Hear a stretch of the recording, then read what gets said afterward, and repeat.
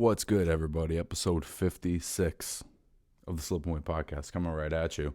A couple of fights from this past weekend to get into. The first obvious one being Josh Taylor's controversial decision against Jack Catterall. Again, there's been a lot of talk in boxing media about bad judging, about what a terrible decision this is.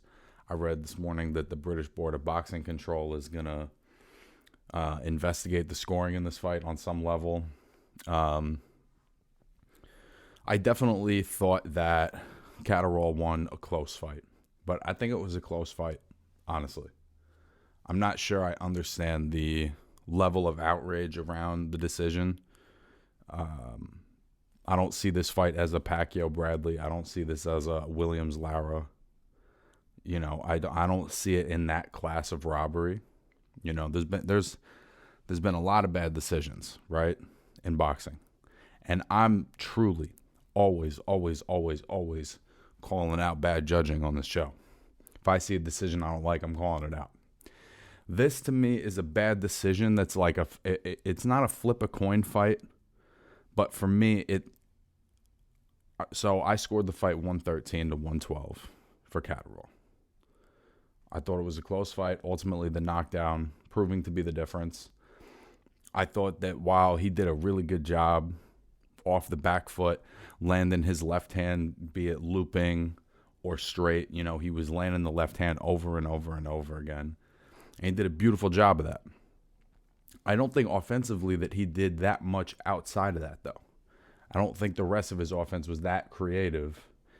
And he had long gaps of inactivity, where he allowed Taylor to come forward and dictate the pace of the fight a little bit more and kind of physical him around. But all that being said, I think that Catterall landed the cleaner shots. I don't think Taylor made a larger adjustment in the fight to change the tone of the fight until the last couple of rounds, and by then it was basically too late.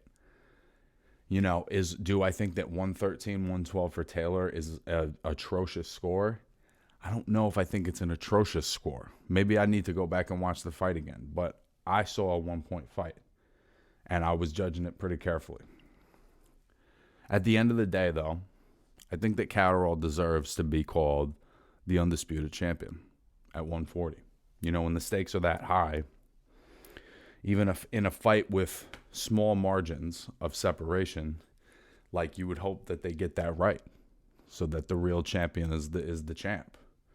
I think Josh Taylor is one of the best fighters in the game, but I think he had a bad night, and Jack Catterall did everything right and did everything to make Taylor try to rush in and come to him, and he was just walking him into that left hand over and over and over again.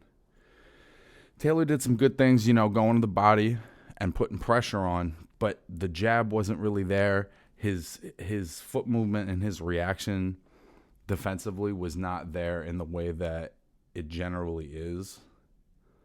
So that's why I say it was an off night for him, because he's always a guy that even in tough fights, be it with Prograis, Ramirez, whoever, Postol, he's always got another adjustment, another gear, kind of like Terrence Crawford, right?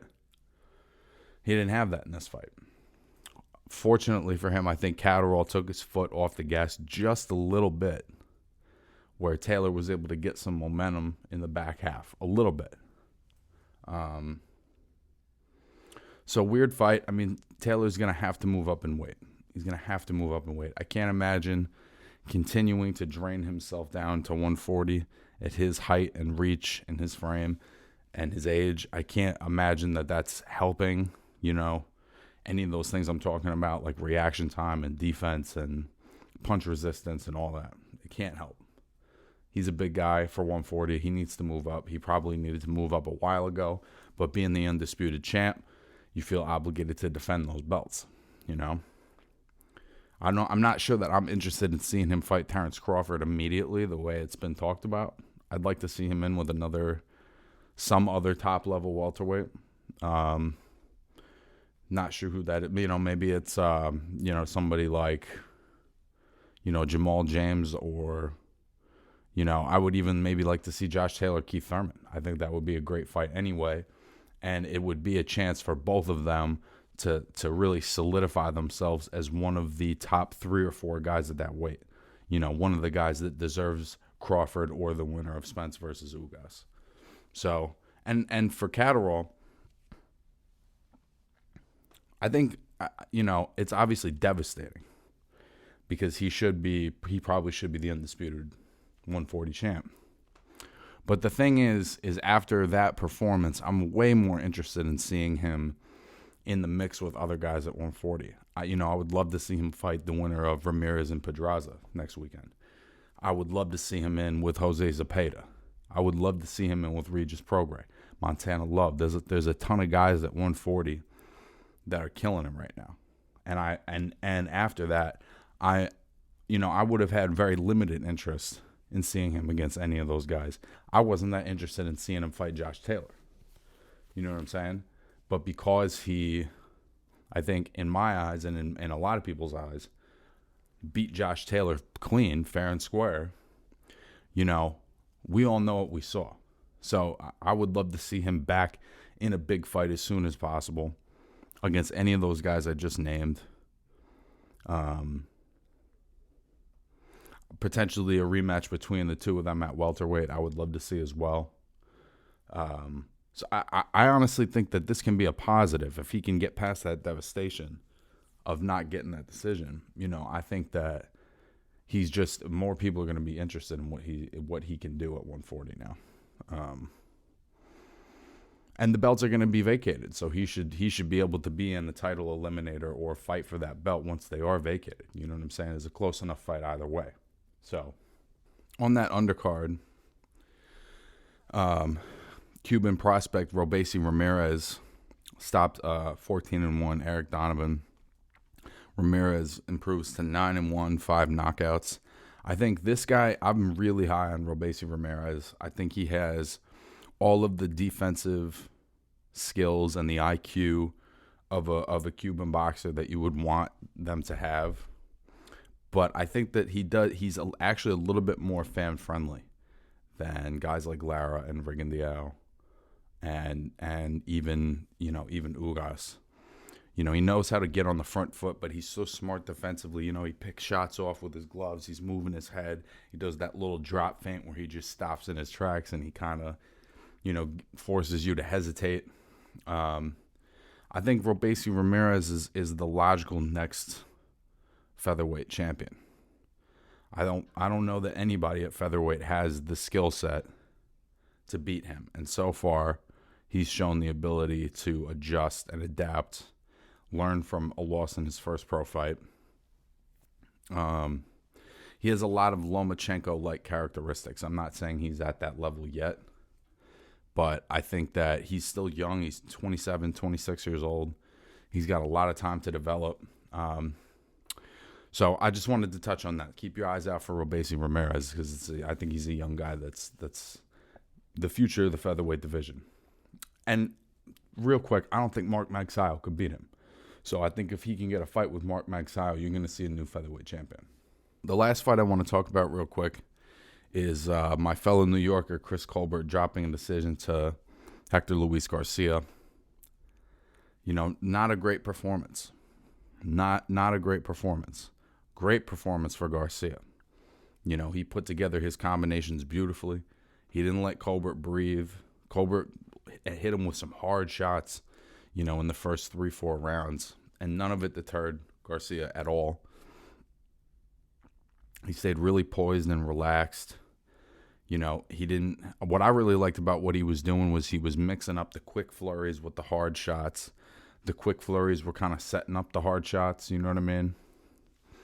And he just did everything right. He kept the pressure on Colbert. He muscled him around.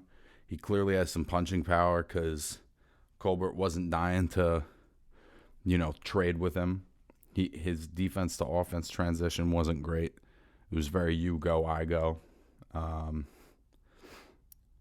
In our boxing culture today, if you take an L, people sort of drop you. You know what I mean? Or they write you off. These are not robots. You know what I'm saying? These are fighters. These are human beings. Sometimes you have a bad night. Sometimes you just run into a real motherfucker that's got your number. And that's what happens when you are regularly fighting high level opposition, which Chris Colbert is. I think that this can be a learning experience. He's 25 years old. He's only had 17 fights. You know, like I was saying with a guy like Robesi Ramirez or Lomachenko or B-Hop or Juan Manuel Marquez, all these guys lost fights either in their first or second fight. So there's always an opportunity to take that loss and turn it into a lesson. You know what I'm saying? And once we stop being so precious about the you know, like we are with Lomachenko, we know just how great they are. Even through defeat, they continue, you know, to be great. So that's on Chris Colbert now. It's all about how he responds to this moment, and how badly he wants to improve, how badly he wants to look in the mirror and kind of, you know, look at his part in how that fight went down. And for Hector Garcia, best win of his career, you know, massive upset. I'm super happy for him, particularly with him being a late replacement.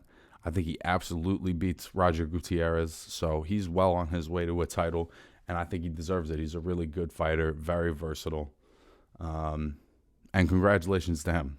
So my guest this week is my friend and my co-commentator on the Down and Dirty card that I did in Boston, Gabe Menace Morales. We talk about a wide variety of shit, and it was a great conversation. I really enjoyed doing commentary with him.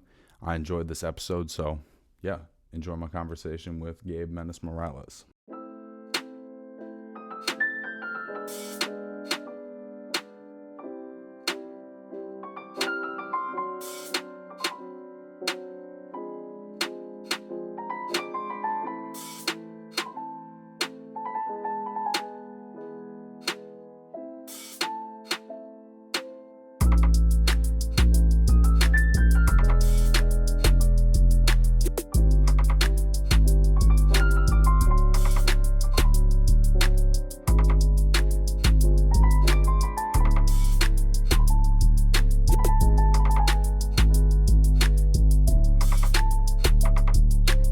Well, my friend, it's good to see you again. Good to see you too, bro. How you been? I've been all right, man. I've been doing pretty good. Do me a favor before we get started. Just introduce yourself. Let the people know who you are. Tell them a little bit about your career and your boxing story. My name's Gabe Menace Morales. I'm 26 years old. I started boxing fairly late, but boxing's always been a part of my life. I started when I was 22, had a short career, amateur career, and everyone decided that my style is perfect for the pros. So the past few months worked very hard to accomplish that goal in a very short amount of time. So I'm proud that I'm able to do that in the style that I've been able to do that. So I'm very blessed. Oh, so you've only been boxing for 4 years? Like, do you mean you've only been boxing competitively? So I've only been boxing competitively for 4 years. So when did you get in the gym? I got in the gym like the first time I've ever been in the gym. Yeah. Oh, the first time I was ever in the gym, dude, I was probably like 11. Okay. All right. So you were around it growing up, and I wasn't fully ever committed. You Right. know what I mean? I was always into other things. You know, I loved sports. I played basketball, baseball, football. So that was kind of where my head was at, especially during the high school years. Right. After that, I mean, I was always getting into trouble. You know what I mean? I was always fighting, and I was good at it. Right. And as bad, you know what I mean? I was good at it. So, and I was good at it because I did have more experience than your average teenager did. Right. You know what I mean? That didn't like I wasn't known as a boxer. You know what I mean? Until I probably got out of high school and actually started boxing. But everybody knew I could fight. You know what I mean? Right. It's just different, trying to apply different abilities and try to make it a profession now. You know, not just out in the streets fighting anymore, getting into trouble. Can't be doing that. Well, what switched for you at 22? My son, big time. Right. Yeah, you know, that changes a world for a lot of people. You know, having a kid, you know, it's like, all right, damn, like I can't get in trouble anymore. Because before, you know, I could get in trouble. All right, if I go to jail, you know what I mean? I won't have anybody missing me. I'll be fine. Like, you know what I'm saying? But now, like, my worst fear is, you know, getting locked up and not being there for him. Right. So I really disciplined myself in that. And boxing actually, it calms me down a lot. Like, I don't have that urge to go fight. Like, you know what I mean? Anytime there's an issue, I'm like, dude, I'm just trying to chill. Like, you know what I mean? I'm like, I'm not doing anything. Like, all that aggression is out of me when I get into the ring. You know what I mean? That's where I let it go. Like with football, it was great. I love football. I'm a very physical person. You know what I mean? So well, boxing definitely has that effect on people, bro. There's no doubt. Like you know, regardless if it's like any kind of anxiety or like you just got shit going on in your head or you just got that little bit of spice in you that you got, you know what I mean?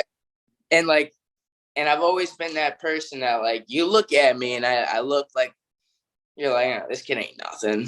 Like, you know what I mean? And like in the back of my head, I know what I can do. And I'm just like, when you get to that point where you get no more butterflies in your stomach, not like professional boxing anymore. But so it gets scary when it gets to that point. You know what I mean? So I would be tested a lot. So I was just like, I'm just going to stay away from all of that and just stay home, focus on my kid, try to work, you know, really try to change like my whole scenery. And it's been working great. I mean, that's awesome, bro. There's boxing saves a lot of people, bro. It's always been, boxing's always been a big thing in my life. My grandfather, ever since I was a baby, you know, he would watch boxing 24/7. Still does. Right.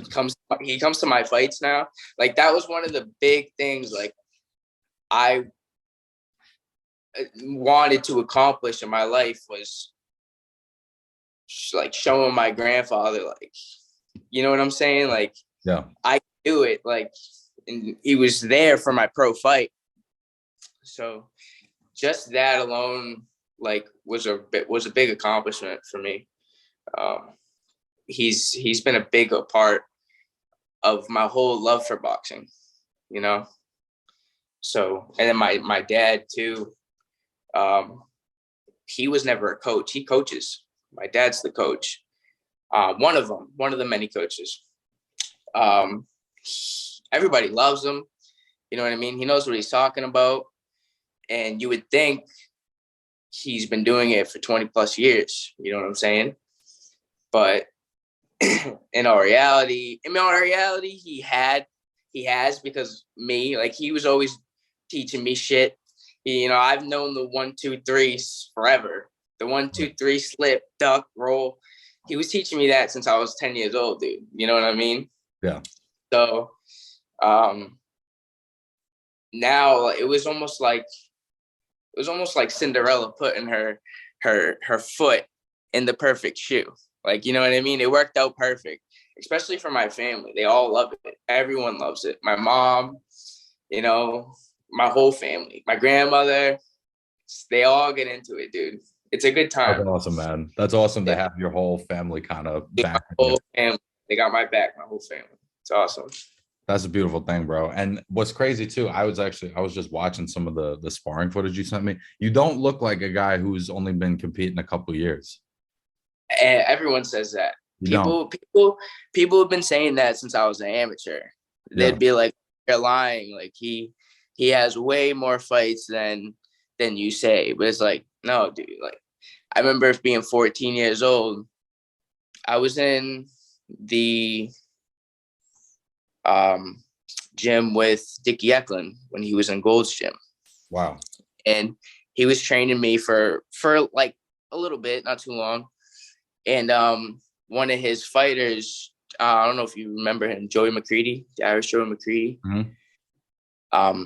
He was training for a fight. And like I said, when I train, it's a family thing. Everyone's there. My mom was there, like at the gym watching. Like, that's how it is. So he needed rounds. So Dickie looks at me, looks at Joey. It was like, hey, get in there with him. Joey's like, I'm not sparring him. Like, you know what I mean? Like, Dickie's like, yeah, you fucking are. He's like, you want to fight? You're sparring who I say you're sparring. So I'm like, oh shit. Like, you know what I mean? But I was like, all right, fuck it. Like, you know what I mean? Let's do it. I'm 14 years old. I don't know how old he was. But he was huge. Like, you know what I'm saying? So I get in there and I was doing my thing. I was working. I was moving around. I think it surprised him a little bit. After about the second round, dude, it was a full out war. I had a full out war with him at 14 years old. Right. Like, the second I hit him clean, you know, it's a fighter's pride. You get hit clean once, you're like, oh, fuck that. Let me get him back. And after that, it was not, I think he was like, yo, chill. My dad was like, oh, let him go. So right. That's how, and that's why I think I get my name from, the Menace. Like, I'm never scared. I'm always going to be in your face. Like, we have a slogan, the next up. We have a thing, like, the next up. You know how Teofimo Lopez has the takeover? Yeah. So yeah. Our thing is like the next up movement. So and after the next up, we have another saying. It's, if they don't let us dream, we won't let them sleep. So for every fighter out there in my division and my class that watches me fight, that knows I could be a future opponent, when it is time for me to get into the ring with them, you know what I mean? I want it to be hard for them to sleep. I want them to be thinking of me in their sleep. You know what I mean? I've always been good at most things I do. You know what I mean? And anytime it's like, oh, I'm up against Gabe Morales, oh fuck. Like, you know what I mean? No matter what I do. You know, that's what that comes from. Right. So that's pretty crazy. So you're from Lowell, right? Yeah. So how old were you when you met Dickie Eklund? Actually, he's somewhat a part of the family. So like his son Tommy Eklund is my cousin. From my family is huge. That's why I have a huge fan base in Lowell, and Drake and that whole area. I'm very popular because of my family. I have a huge family, a lot of friends. I grew up in Lowell, and then I was getting into so many fights and stuff like that we moved to Drake. So it was kind of a perfect mix, because now I know a lot of people from Lowell, and now I know a lot of people from Drake. And then kind of after high school, everyone started hanging out with each other. Like, people from Drake started hanging out with each other. Started hanging out with people from Lowell. And I was like the common factor in them. Like, oh, you know Gabe Morales? So like, I'm very popular around here. I'm very grateful for that. It has its pros and cons. It had a lot of cons before, but now it's having a lot of pros because I'm doing good. So that support system in Lowell kind of helps me with the drive, like what I have to do. And like, they know, Dickie knows, he knows my family. A lot of the USA officials, like, they all know my family. So it's nothing new being around him. You know what I'm saying? Everyone's like always starstruck, like, oh, it's Dickie Eklund, it's Mickey Ward. Like, I've been around them my whole life. Like, you know what I'm saying? So you've been around Mickey too? Everyone has, you know what I mean? They're local legends, but everyone obviously looks up to them. Every boxer does, you know what I mean? That comes from Lowell. But it's just a regular thing, you know what I mean? My grandfather used to chill with Dickie back in the day when they were getting into trouble. You know what I'm saying? Like, I hear rumors that his son Tommy was named after my grandfather and my dad, because they're both named Tommy. A little brother's named Tommy. You know what I mean? I was surprised my name wasn't Tommy. Right. You know I mean, so I mean, we're not all close, but there's a common factor there between everybody. So you're somebody who came from boxing roots. Like, you really come from a boxing family like that. Yeah, for sure. So it was almost like only natural to but nobody in that professional level. You know what I mean? Everyone, like, we're just all known to be, you know, fighters, like fucking all that family, like, you know what I'm saying? Right. So for me, it did work perfect for me. Because it's just something I love to do. I love that, like, man to man. Let me see what I can do to you. Let me see what you can do to me. Let me see if I can take your shots. Like, you know what I mean? I always wish I could fight myself. Like, you know what I'm saying? Like, kind of how what Gotti said about Ward. Like, I don't know if you saw that documentary. He said, when the day I have a good fight or something like that is the day I fight someone just like myself or something like that. Yep. That's what I want. You know what I'm saying? I'm looking forward to a fight like that, because you know how it is in the beginning of a professional career.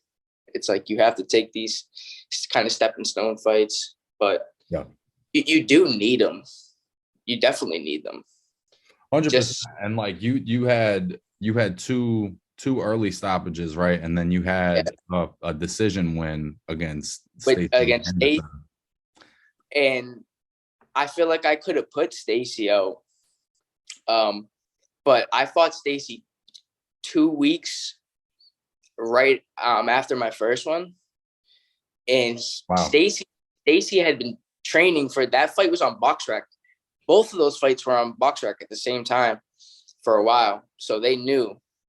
So I had two guys training for just me, and I was training for two guys. You know what I mean?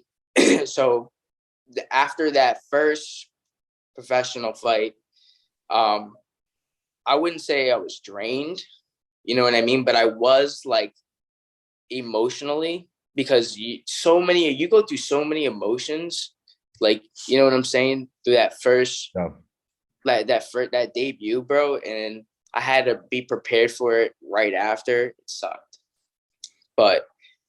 And I think I got a little too, like, overzealous. I think I was looking for the knockout. I think the third and fourth round, I realized I wasn't getting it. So I kind of slowed down. And I feel like I still haven't showed what I can do in the professional level yet. Like, you know what I mean? Yeah. I sent you some sparring videos, and that's good because I'm comfortable. Like, you know what I mean? You can tell I'm moving good. You can tell the difference between those pro fights and those sparring matches. I'm sure before because I sent you those sparring matches pretty late last night. I was just bored. I was like, oh, let me see. I think I was trying to send them on Instagram, and you can only send like 90-second videos. So all 9 minutes. So I had to, like, kind of cut half of them up. So I'm sure you were thinking to yourself, oh, like, he's not really that good, looking at his pro fights.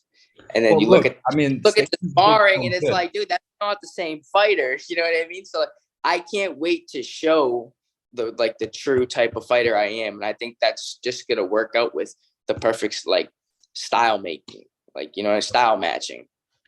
You know? Well, and look, Stacey's a big guy. Like, he's a big guy. He's super awkward. Like, he can take a shot. He throws pretty hard.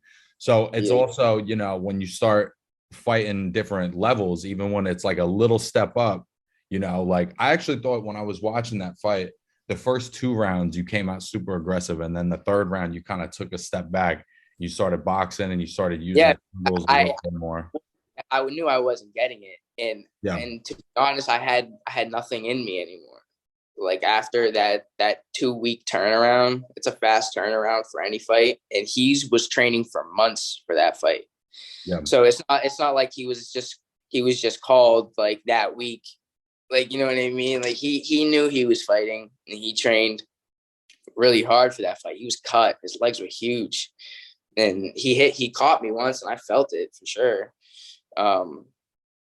But he's I mean, he's a serious competitor if he puts his um focus to it. You know what I mean? I think, you Hell know. yeah. Hell yeah. But the point I was making too was like I think the irony was that the third round was your best round because you took that step back and you started using your angles and setting your Yeah, yeah. shots I up. started using my angles. Like when I work under my feet, I you know what I mean? I don't fight with my head, my hands. I fight with my feet. I go side to side.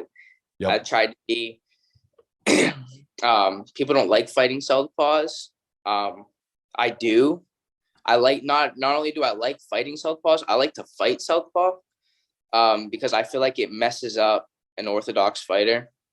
That one doesn't realize it, you know what I mean, until it's too late, or they just don't know how to deal with it. And I like the angle that you can get, so that's why I do both. I don't know if you notice Yeah. I kind of up, and Yeah. my coach likes it that I can do that, but he likes me to stay more orthodox until we meet a southpaw fighter. So then, well, I'll have like the same angle they have. So I actually noticed that, yeah, a lot of the sparring footage you were lefty. yeah, I switch a lot. And I think I can do that because my job, like what I do full time, I'm a full time union carpenter too. Oh shit. Um, I'm not working right now, but yeah, I work full time as a carpenter, so I'm good with both hands. You know, I have a really good we call it a carpenter's eye.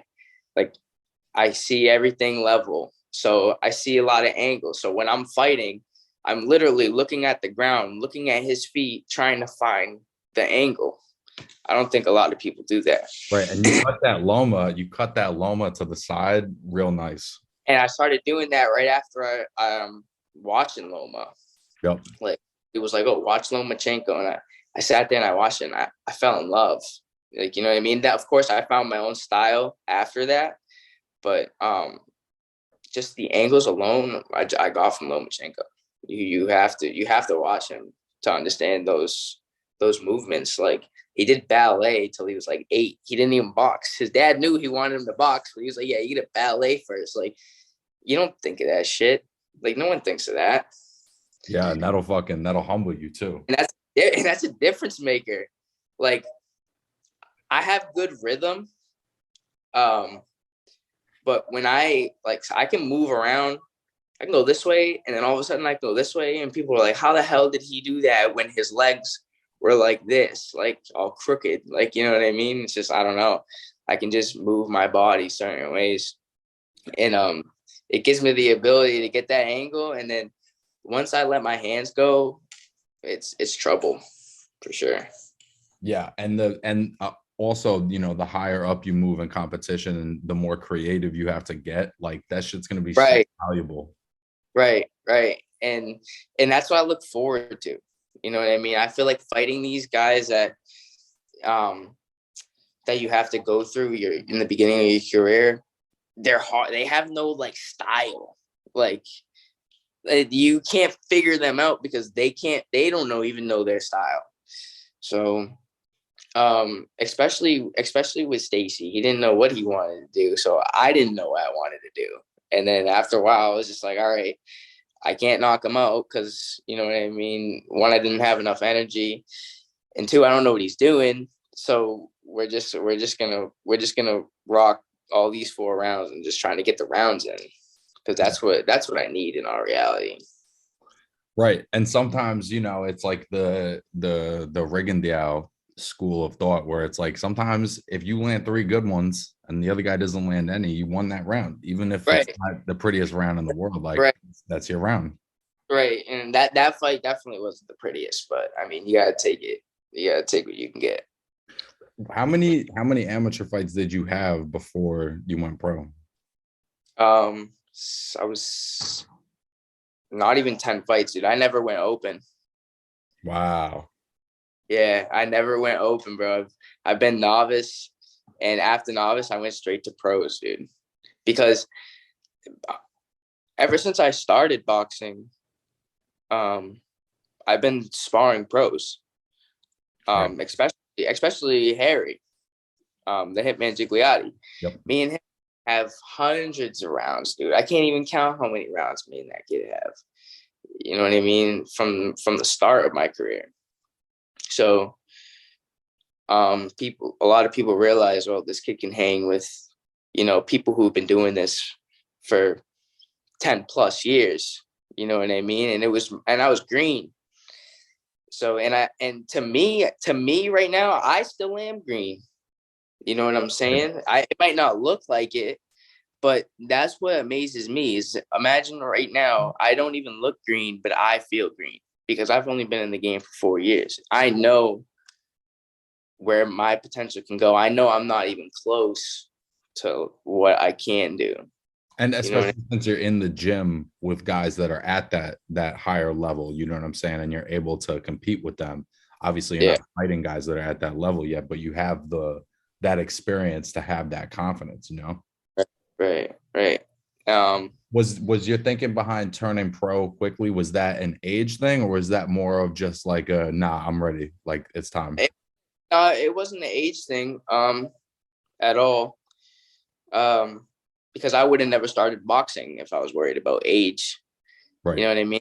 Started boxing at 22 years old. Like, my whole reason to start boxing wasn't to go pro. It was to stay out of trouble. You know what I mean? Trying to be healthier. You know what I mean? Because I was, after work, I'd come home, I'd be chilling, eating whatever, being real unhealthy, doing whatever, getting into trouble. And then I realized I was having my son Julius, and I'm like, we got to change. Like, something's got to change. And then I told my dad, yeah, I want to do the Golden Gloves, yada yada yada. How many times he's heard it? He's like, yeah, all right, like whatever, like, you know what I mean. And then he saw that I was like being serious about it. I was going for weeks and weeks and weeks. He jumped on board and was like, all right, I'm gonna train you. Like, you know what I mean? We picked a gym in Lawrence to train out of, and we've been doing it ever since. So Is Harry one of the guys that works out there too? yeah. So I started at Intense 978 in Lawrence. Really good gym. But then I decided to leave there and go to Lawtown Boxing, like the other gym right down the street. I left Intense for personal reasons. We're not going to get into that. But ever since I got to Lawtown, those guys are great. Those guys have been treating me great. They had a nephew, CJ, who was CJ the Dragon Candelario. He was really good. Was in the top 25. At one point was ranked top 25 at one point. So they know what they're doing to get their fighters to where they have to go. They just haven't had somebody in the gym like that to have any hope. You know what I mean? So when I made the switch over to even train in their gym, for them to even consider training me, they were like, we want to see what you can do in sparring. You know what I mean? Because at this point, I'm like, all right, I want to go pro. Like, you know what I mean? I've been doing it for like 2 years. Like, I realize that it's not a far-fetched goal. So that's a goal I want to reach. You know what I mean? So they were about to shut the doors down. Like, that gym was about to be closed. And then I came with my dad, and they were like, all right, let's see what you can do in sparring. They put me up against a veteran that's been in their gym for years. And I did my thing. You know what I mean? I think they were surprised. And then they were like, all right, like, well, let's do it. You know what I mean? And ever since then, that whole gym has did a 360. You know what I mean? We've had a bunch of donations to the gym from the city councils. We're getting city recognition now. It's to the point where we have to reject people from coming to the gym now. You know what I mean? That's how much noise that not only I'm making, but we're all making. You know what I mean? So it's eye-opening. You know what I mean? Having all these people looking to see what you're going to do next, having all these kids looking up to you. You know what I mean? I have my son, I have my coach's son, kids. My coach, my strength and conditioning coach has 5 kids. No, has 4 kids, and they come to the gym almost every night. So I just think of that in the back of my head, like, especially in the days I'm tired, I'm like, damn, you know, this guy has his whole family here, like, to train me right now. Like, I can't half-ass it. I got to give him 110%. You know what I mean? Every night. That's really what pushes me. I'm seeing all the kids running around. Like, I love it. You know what I mean? My kid runs around. I don't have to worry about him, dude. I do what I do. I let my kid play. Like, nobody does it. You know what I mean? Right. So it's awesome. Ever since I got to that gym, it's been like a family. They all treat me like family, you know?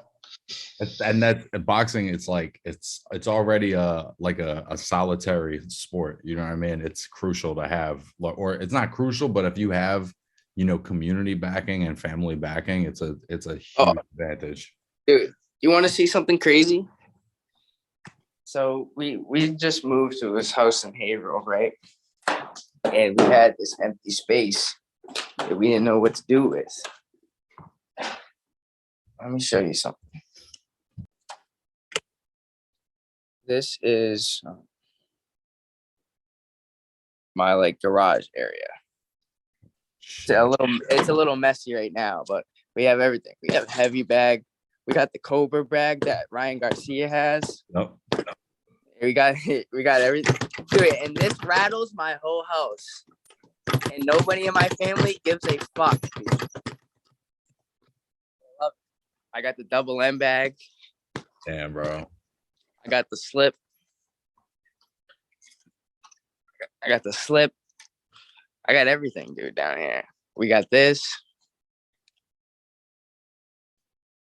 Got the hand wrap station. So it's definitely a family thing. We're always all down here. Bro, you got the fucking ideal home boxing gym right there. Dude, everything.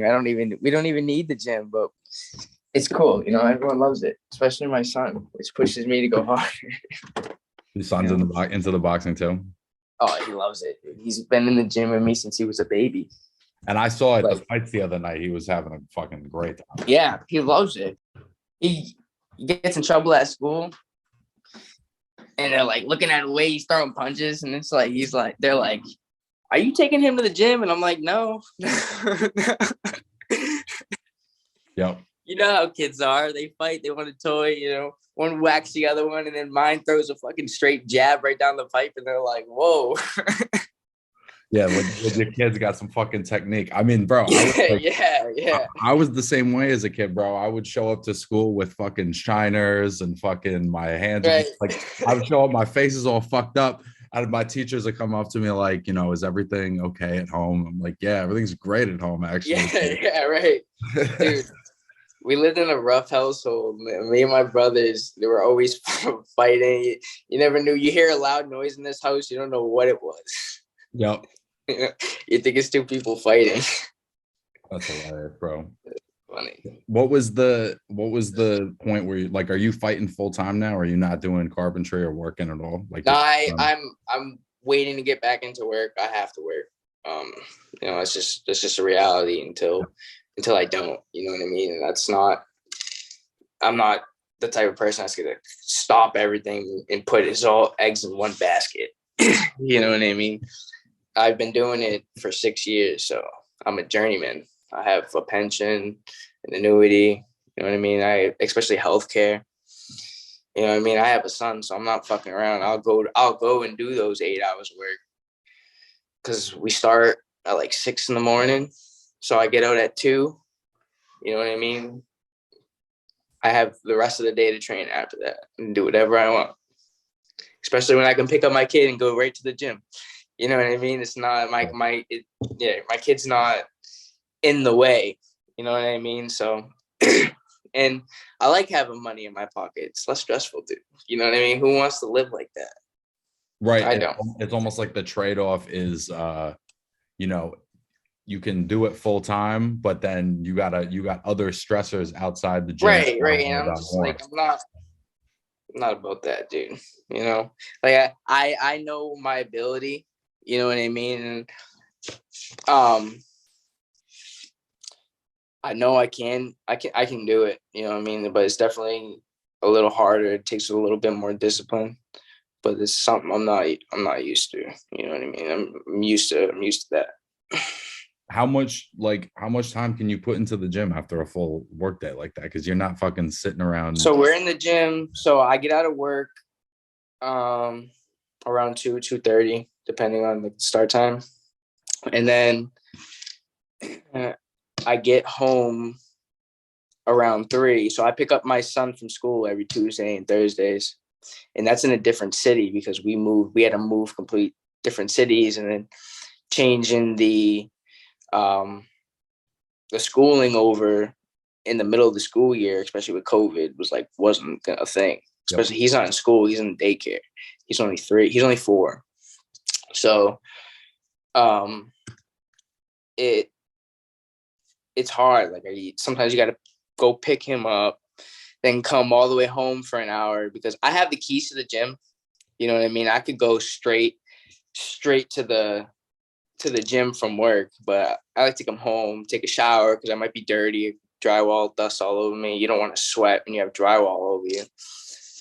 So I usually just jet home, do what I have to do, and then on to the highways for the gym for like 4:30, and then I'm there till like 7:30. So, and it's good because we moved to the gym. We moved in Haverhill. The gym's right down the street. We live right off the highway. So the gym's like 5 exits down. So it's pretty close. So that makes it a little easier. But before we were in Drake, it was like a 30-minute drive to the gym. So it was a little time consuming. But now I just get right on the highway. So it really feels like no time at all. But it does. It's a long day. Especially to do it 5 days a week. But you got to do what you got to do. Yeah. And obviously, like, your short term, long term is to fight full time, right? I mean, right. You know what I mean? Eventually, that's the main goal. You know what I mean? Why would I be doing this? You know what I mean? Nobody wants to get hit in the face for fucking free. You know what I'm saying? Not unless you're crazy. You're crazy. Like I would, but I'm like, fuck it. If I can get paid to do it, why not? You know what I mean? If I can do it legally, then hell yeah, I'm gonna do it. Yeah, do it legally and check. Yeah. Especially if you're decent at it. you know. So was the other night too? Like, was it also your first time doing commentary, or you done that before? Yeah.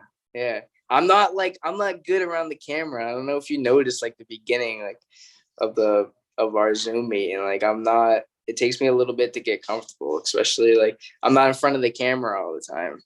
only when I'm fighting, dude. You know what I mean? So it's like I have to, and that's one thing I have to get better at. Harry's phenomenal at it. That kid, he was born for it. You know what I mean? He was just, I'm a little different. I'm a little like quieter. I'm a little more like relaxed than him. So it works out for him. You know what I mean? And I feel like how I am works out for me to a point. Yeah. Oh, absolutely.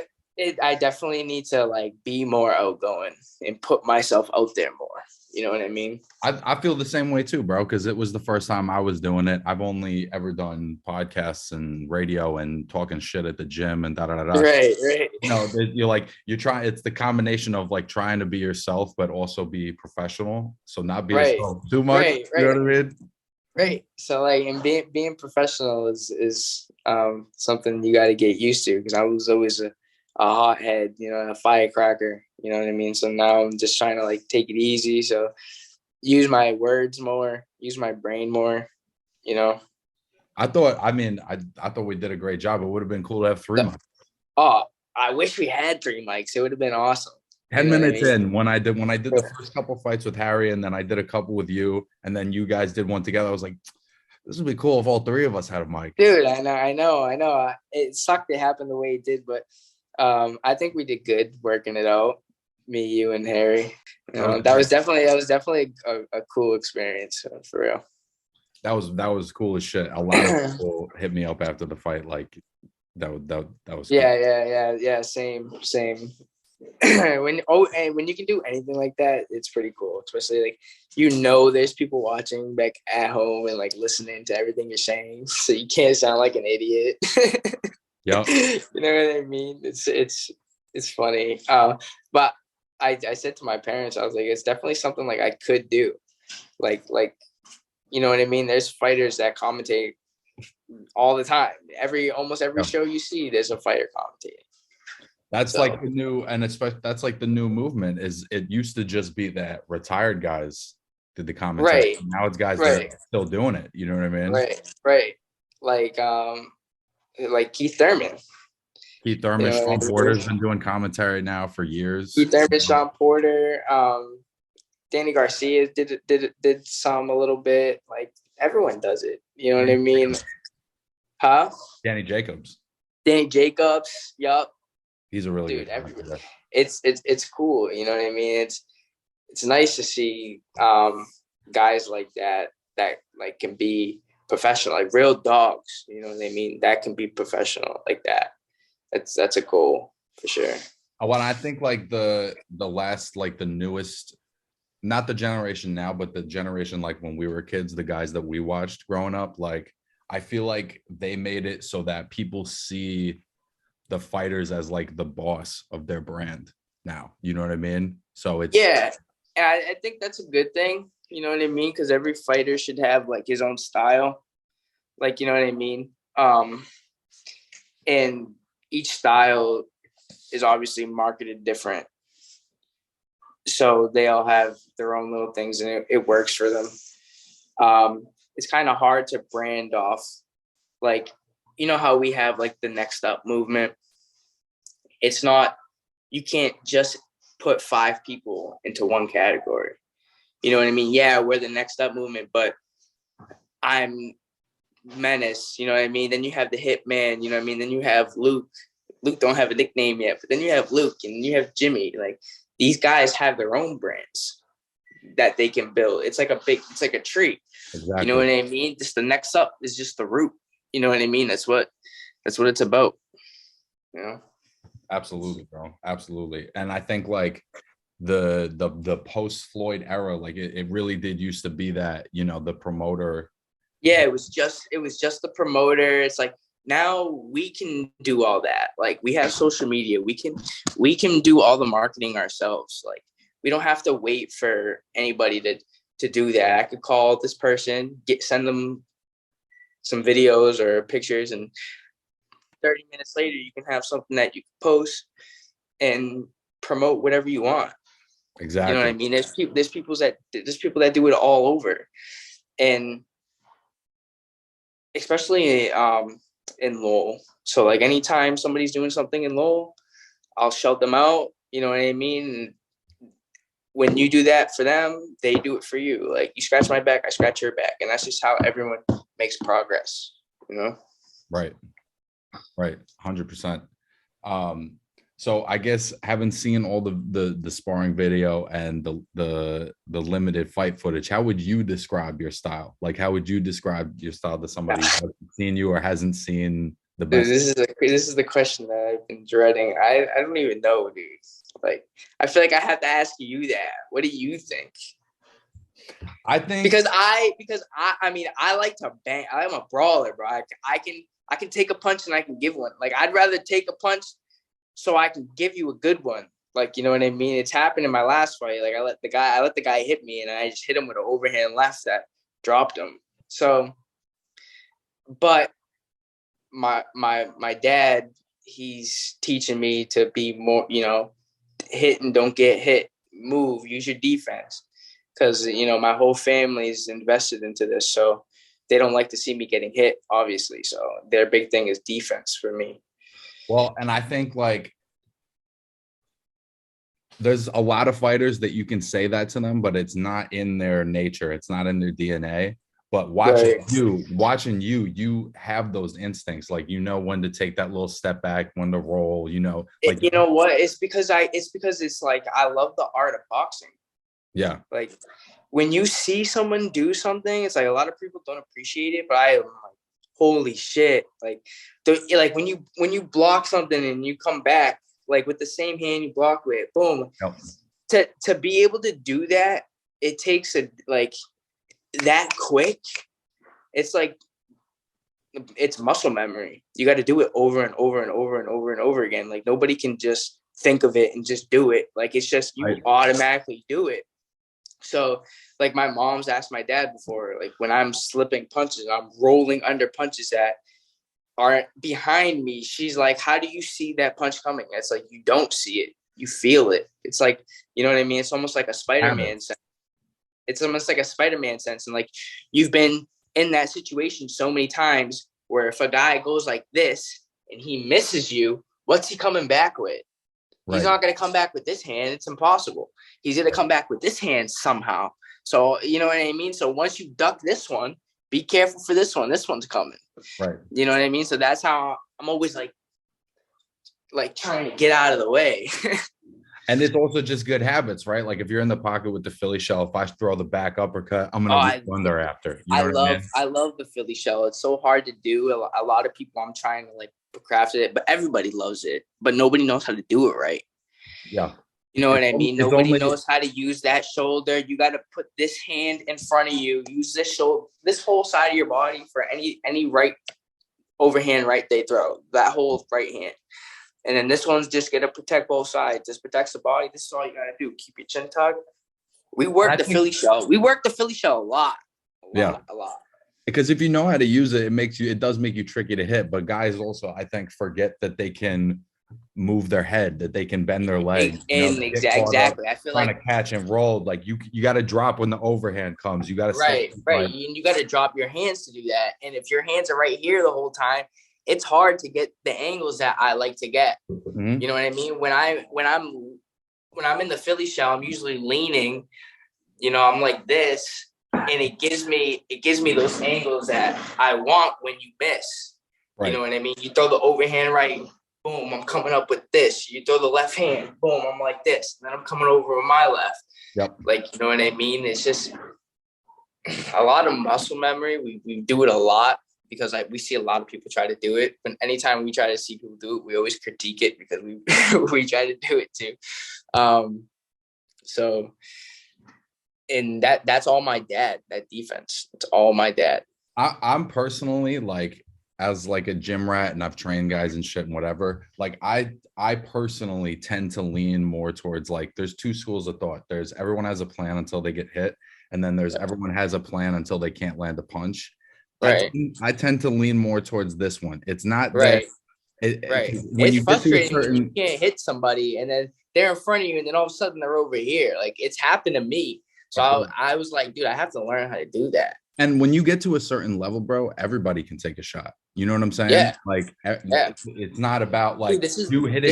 This is boxing. This is boxing. We all got the same story, dude. We're all rough kids growing up. Like we just like fight. Like any boxer you meet is going to be a tough kid. Like every time in the amateurs you hear, oh, you're going up against this dude. Oh, he's a tough kid. Like, yeah, we're all tough. Yep. Like, you know what I mean? We're all tough. Which is why when you get those defensive skills and you can, it doesn't matter how tough somebody is. It really doesn't. Because if they can't hit you, what the fuck does it matter? You know what I'm saying? Exactly. So when I'm watching your style, of course, it's great to, that you can come forward and that you can beat these guys up. But, as you move up and whatever, I think the fact that you have those boxing skills, when I get comfortable, dude, I know I'm going to shock a lot of people. Hell like yeah.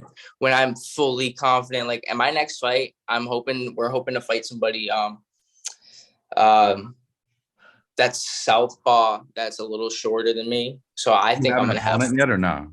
I think I'm going to have not yet because, we were supposed to have that show in March. But I heard that show got pushed back. So I don't know what the deal is with that. So we're looking at opponents right now for sure. But this next one, I'm definitely going to have fun with. I definitely want to, we're looking at a few people. I don't want to say the names right now, but I look forward to it. Like I want to fight in March. Like I'm ready to fight, Yeah.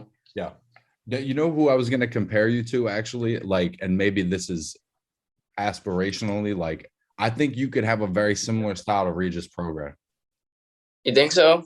Yeah, because he's got the boxing ability. He's got the speed. He's got the timing. He's got the defense, but he's also got that get the fuck off. That grit in him. Yeah. Like I have that, like, it's scary. Like my whole family knows, like, I'm not really into the fight until I get hit. Like the second I get hit, like it's like a switch. And It's not like a switch that like, oh, I need to kill this dude now. Like it's a switch that's like, all right, now reality checks in real quick after that first hit. Right. It's like, and especially in the amateurs, you had to learn how to deal with that. And I didn't have a long amateur career at all. My first fight ever was in the Golden Gloves in Lowell, in the ring. So that's a whole different experience from sparring in the ring in the gym to fighting under lights, and there's a crowd, but you can't see the crowd because it's so dark. You know what I mean? But they're there. You can hear them. Right. So I think making those adjustments, I'm happy that I could do, because there's not a lot of street fighters that could come into the boxing game and do it how I've been doing it. They just come in because they want to hit something, and they don't want. I want to learn like the art. I want to learn every aspect of it. I want to know why somebody does this or how they do that. You know what I'm saying? What should I do when this happens? Well, because to be a good fighter, you have to be tough, right? But to be like a really good fighter, you got to be tough and you got to be smart. You got to be smart. Yeah, you got to be smart to a point. I mean, we're all boxers. We're all boxers, so we're all dumb at some point. But you at least you got to be smart at what you do. You know what I mean? How you do it. You got to be a chess player. Yeah, and that's what I say. That's why I love sparring. Like, that's why I've always loved sparring with the professionals, especially as an amateur. It's slower. It's more calculated. When a guy comes out crazy, like you don't know what the fuck's going on. Like you don't even know where to start to defend. Like when a guy has a style and a stance, it's like, all right, you can tell he's looking for something. Like when I'm fighting somebody, I'm always looking. I'm always looking for the opening where I can get you. Right. And that's something that you don't really see a lot. Well, that's always the thing I always admired about Floyd was like his eyes, bro. He'd be looking at the other corner. He's looking at the clock. He's looking like he's just looking. Yeah. His eyes are focused on so many different things at one time, Yeah, and it tricks their opponent, like trying to get to that point. But obviously, that cockiness comes with experience. Like, but when I do it, like if I'm everybody has a peripheral vision. Like you can look at something over here, but you can see what's going on over here. Yep. So when I'm looking for shots, I'll look you dead in your eyes, right? And you think I'm going for your face, and then I'll throw it straight right to your gut, and you're like, "Whoa, Right. I can see that it's open, bro. I'm not looking at it, but I can see it." Like, you know what I mean? It's like a quarterback playing football. Like, you gotta have good eyes. Or same deal where you're like, you're walking a guy down looking at his chest, but then the overhand comes. You know what I mean? Yeah. It's just like you really you gotta trick people, especially when you get to those that level of experience out of people. Like I've sparred with a lot of good guys. I don't like to name drop, but I've sparred with a lot of people and a lot of world-class talent too. So they're different. You got to know how to get to them. You know what I mean? Because not only are they smart, they're also fast. So you almost got to think of a double move. Like, all right, right after this, if this don't work, I got to do this. Like, especially with those high caliber guys. Right. And that's what makes the sport difficult. And a lot of people don't realize, like, there's levels to that. I remember somebody told me after a sparring that there's levels to this shit, and there is. You know what I'm saying? Oh yeah, because there's guys sometimes you'll see them in the gym or in a fight at a certain level, and then when that level raises, it doesn't look the same. Right. Or it doesn't hold up. Right. And that just happens, just experience, dude. I've only been doing it for 4 years, and I have guys that are breathing down my neck that have been doing this for fucking years. You know what I'm saying? Because I feel like they're scared. You know what I'm saying? So do you consider yourself a lightweight or a junior welterweight? I need to be a lightweight. Okay. You know what I mean? Just because of my height. So I mean, we're really trying to push to get to 135, even 130. It's I walk around at like 155. Like if I'm not working out, dude, I used to weigh 195 pounds. Yeah. I used to be a big boy, dude. Like I had a lot of like toxic, you know what I mean? A lot of toxicity going through my body. I just cleaned it out, flushed everything out. And I lost like over 50 pounds. So, I don't know where I should be. I should be a heavyweight if you ask me, like 5 years ago. Like I saw it, like just thinking how I did that, I could definitely go to 130. I could definitely go to 126. Like God forbid, nobody wants me to go that low. But if I want to make a good name for myself and in the ranks, I need to be there because I can't fight these guys at 147. They're too tall for me. Like I can't fight guys that are too much taller than me.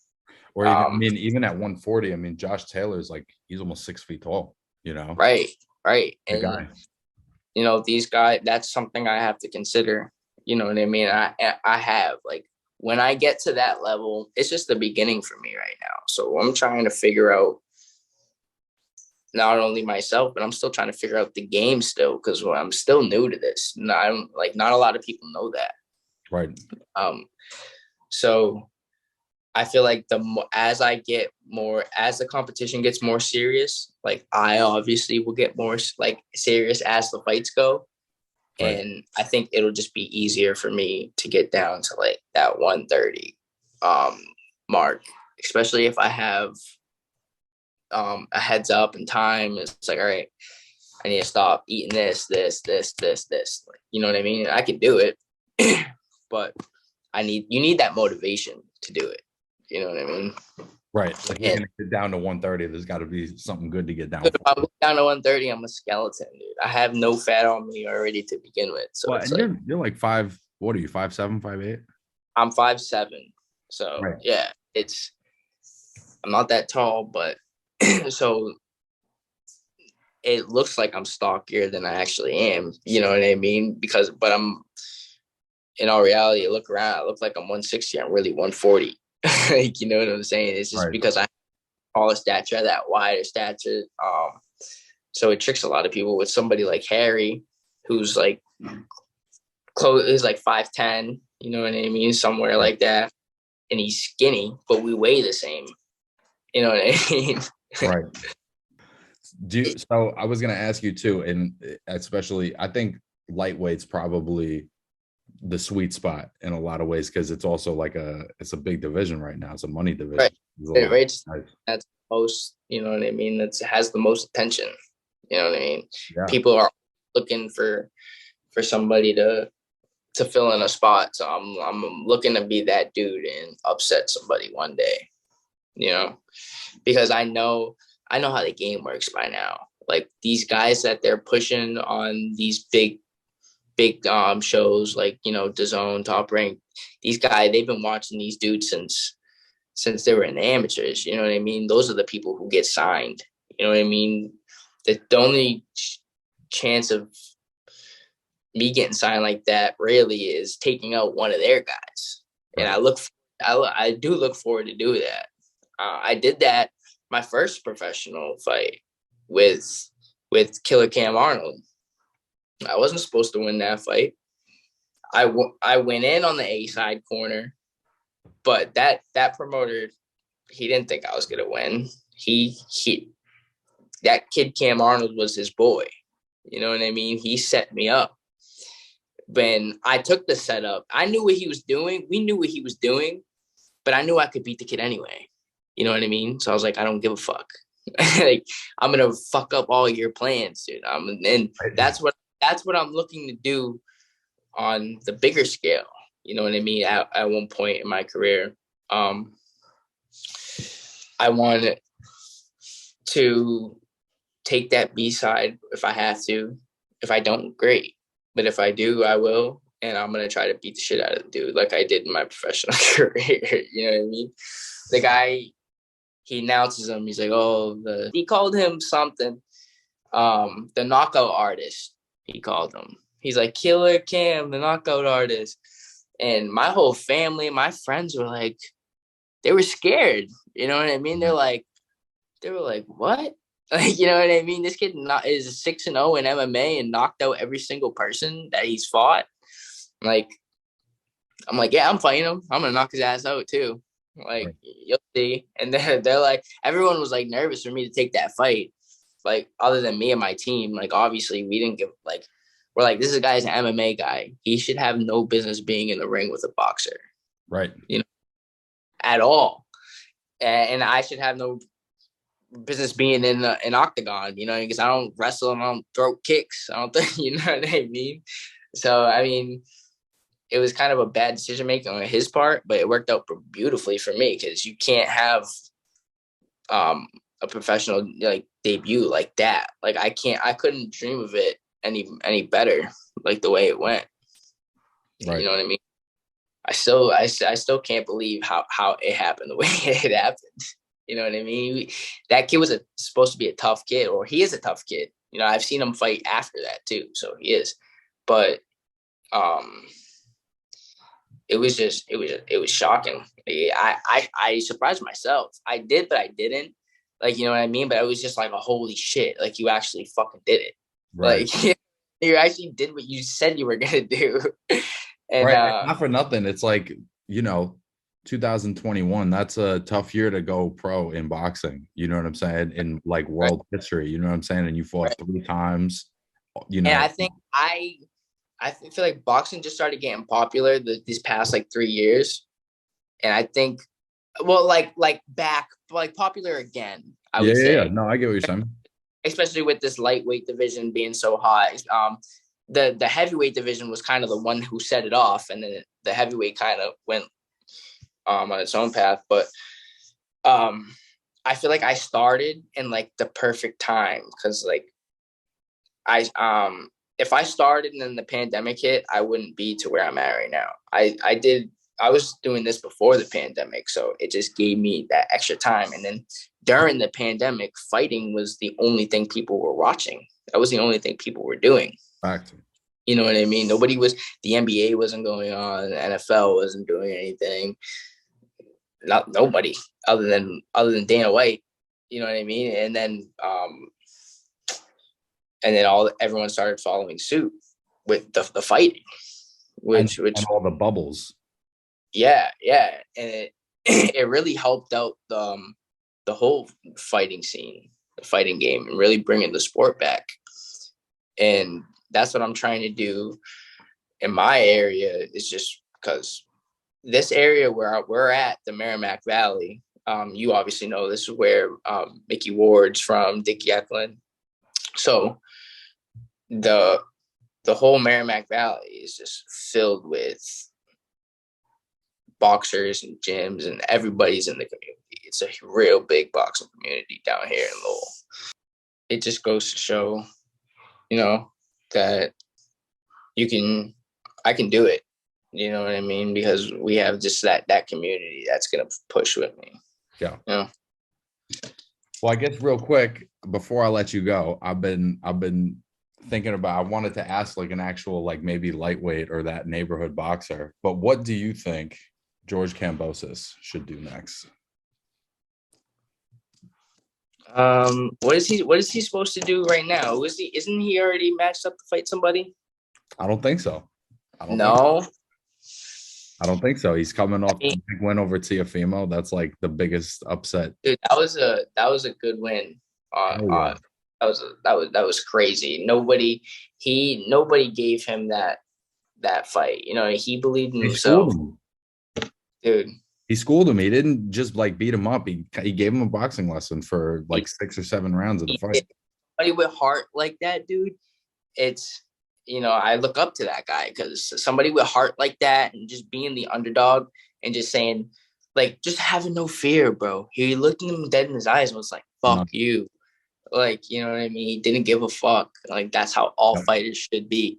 I think I would like to see him against Davis, somebody like Davis or even Haney, unify it. You know what I'm saying? Like, but these guys don't want to fight each other in all reality. Like, I think they're all trying. I feel like they're all trying to chase Floyd's record and like be like him. And it's just like, you're not going to get there fighting. He got there, but he was fighting champions as he was, you know what I mean? Right. And you're also not going to get there fighting once a year the way a lot of these guys do. Right. These guys are fighting 4 times a year. You know what I mean? At least, you know what I mean? So, I mean, you're not going to get the recognition fighting just anybody. You have to fight these guys that have the same caliber as you.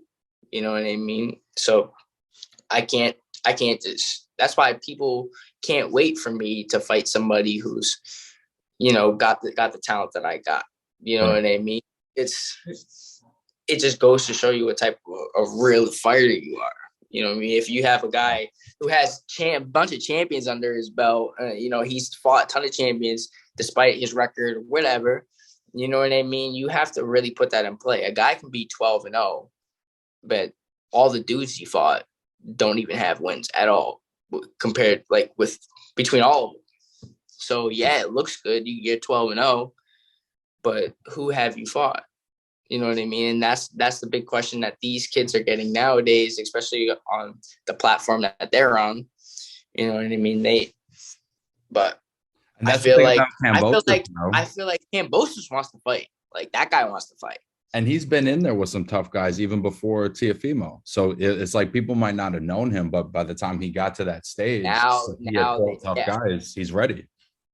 Right. And that's just how the boxing game is. Like, some people have been known forever.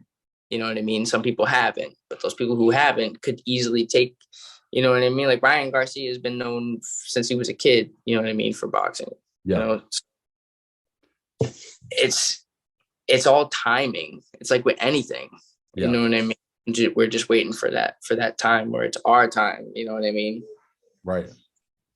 So, I think Kambosos, it's like I look at it a couple different ways. It's like he's either going to fight Tank, he's going to fight Loma, or he's gonna fight the winner of Stevenson Valdo. How do you think? How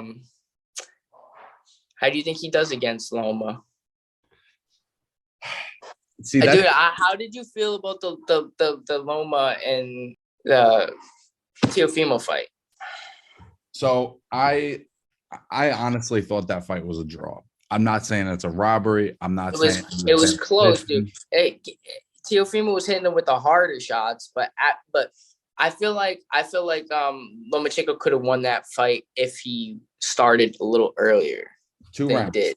2 rounds. Dude. He didn't get going till the 7th, and I thought 7 through 11 he dominated. Yeah. But 7 through 11 he dominated. So it was, in my mind, if he had picked up the pace 2-3 rounds earlier, he would have gotten the decision. He would have got the fight. Yeah. And it, you know this. It's styles make fights. So yeah. To be honest with you, I love how Kambosos fought Teofimo. I thought it was just great. But there's so much that Teofimo didn't do that it's hard. There's like, he was like reaching over his front foot, his balance. Right. Well, he's still young, dude. He's younger than I am. Yeah. But that being said, so that's why I think just because Kambosos beat Lopez, it doesn't necessarily mean that he can beat Loma. I think that Loma is still a live dog against any one of those guys any given night. Yeah, I know, absolutely. I agree 100%. I just can't wait till we're talking about me up there and that up in that division. Bro, 2-3 years from now, when that's the case. You never know, bro. You never know. And when that's the case, you could say, he was on the Slip and Wave podcast first. Great. You'll be your first host ever to have me on his show. I've never done this before. It's definitely been an experience. Thank you for sure. You never done a podcast before? No, dude, never. Oh man, never. All this shit is new to me. Well, you're killing it, bro. I think part of why people expect more is because you don't hold yourself like a fucking rookie. You know what I'm saying? You hold yourself like you know what time it is, and I look forward to talking to you again, bro. And hopefully we get to commentate a fight together again. Yeah, that was awesome. It was a good time. It was nice to meet you. Nice to have a new friend that I can look for at shows. He's the code. Hey, where are you? You're in New York? Yeah, so I currently live in a town called Weehawken, which is literally right on the Hudson River across from Manhattan. So I'm right outside my door. I can see all of Manhattan. That's awesome, dude. That's pretty cool. How do you you've been out there for a while?